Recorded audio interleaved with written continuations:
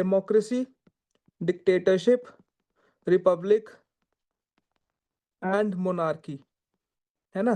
These are not synonymous things, please understand this. क्या है ये चारों चीजें, अभी ये समझते हैं और आज के आज इसको रट लेना है।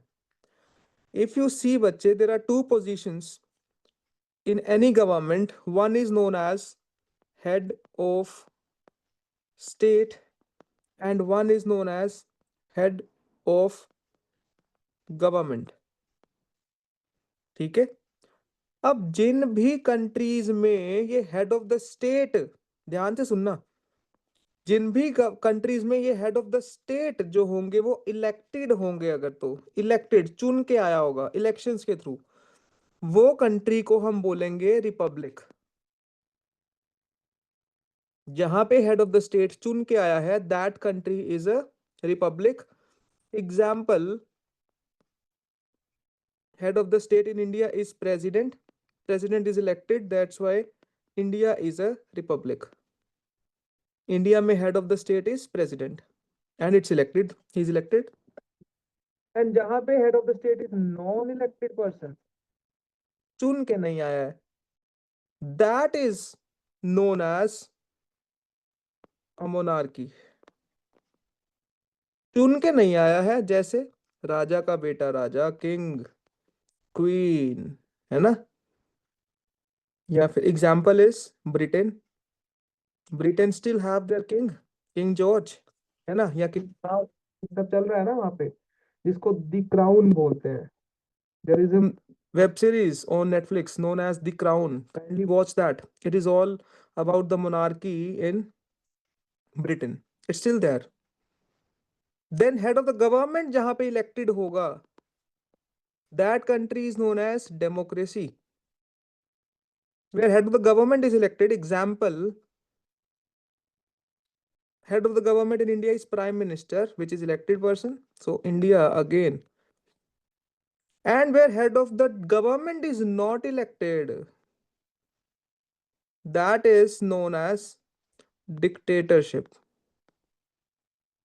Now you can give me examples of that. Obviously you know about the Nazi Germany, Hitler. Hitler was non-elected. Apart from Hitler, we have current day example also, which is North Korea,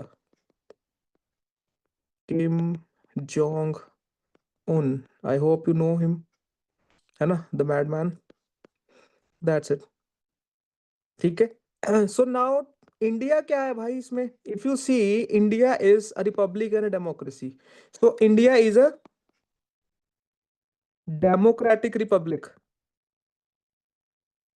because India में तो दोनों positions ही elected हैं।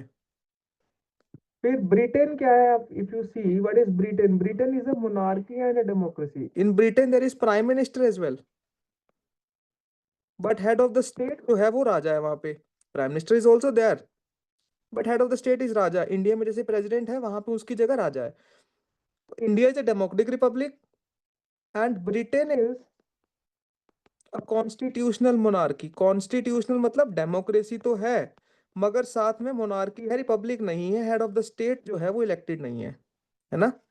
And dictatorships के example ये हैं हमारे पास, ठीक है। नाजी जर्मनी हिटलर के टाइम का एंड नॉर्थ कोरिया। ये बात सबको आ गई? यस और नो? समझ एवरीवन? यस। ठीक है, rest of you great. Now अभी हमने क्या डिस्कस किया? सी दिस, फ्रांस की जहां तक बात करें तो फ्रांस वाज अ मोनार्की क्योंकि only king was there. Now France declared monarchy as illegal and only republic was there. Now from monarchy to declared republic, monarchy as an institution ended there, republic started। मतलब जो head of the state होगा from now onwards will be an elected person, non elected नहीं। राजा का बेटा राजा नहीं बनेगा, है ना। That's it।